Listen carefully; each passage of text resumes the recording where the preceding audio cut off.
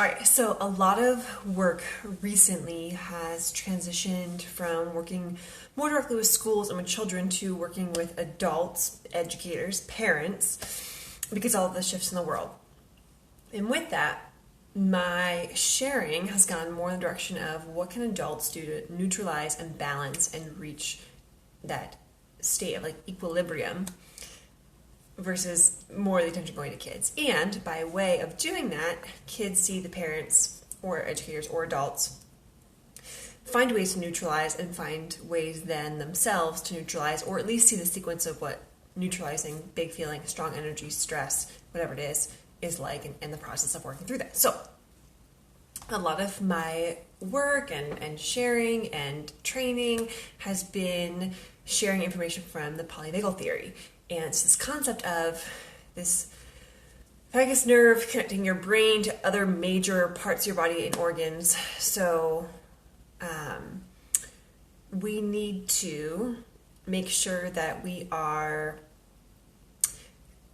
kind of accessing that yin and yang. And I came up with the recent discussion on feminine versus masculine energy, but this stress and tightness and burnout and overwhelm is really making our body tense and tight and making a lot of things not work properly. I mean, even right now, I can tell in my upper back and like mid back, it's very tight and tense.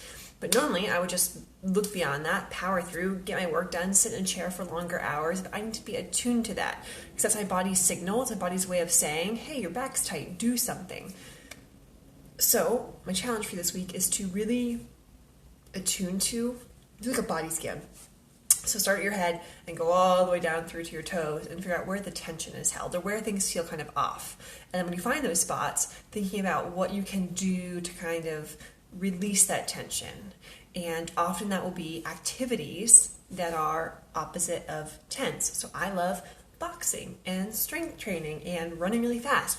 Those things aren't good for someone who has a system who is often in fight-flight, who is often very tense and holding a lot of tension.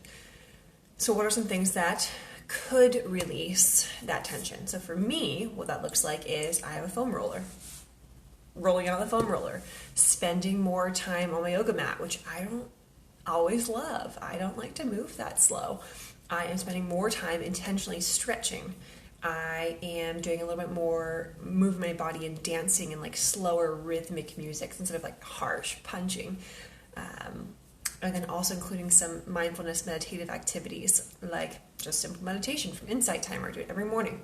Doing some more reading, listening to audiobooks instead of watching TV or movies. So just think about those activities that really just slow you down. Okay, so that's what we are working toward as adults. So how does this apply to children? Well, one, if kids see us do these things, then they will start to do them as well. They'll start to recognize the patterns, start to see the sequences, they'll start to understand why and find ways to balance themselves. But a lot of these things relate to them as well. Like kids still hold tension, kids still are stressed. So what are some opposite things that they can do? I would encourage you to have them access things like foam rollers. There are a lot of really fun interactive ways that kids can roll on foam rollers. You can make it into a game, obstacle courses, mindfulness and meditation. There are tons of resources out there right now. Emily Fletcher, who is the founder and creator of Ziva Meditation, I don't know if she released it yet or is about to release, but a whole program for kids, mindfulness and meditation. Beyond that, even simple things like I have encouraged a lot of families to have kids get off of screens and just choose an everyday object around their house. Like I will often choose a plant, but they could be like anything at all in their house. Choose the object and have them recreate it, whether that be recreate it with Legos, with paints or drawing or whatever it is, but slowing down enough just to draw or recreate that object. That's a mindfulness activity, and it's fun and it's simple and it's fast and it gives them the freedom and control to do it however they want. Also including them in the cooking process and the meal making process and the preparation.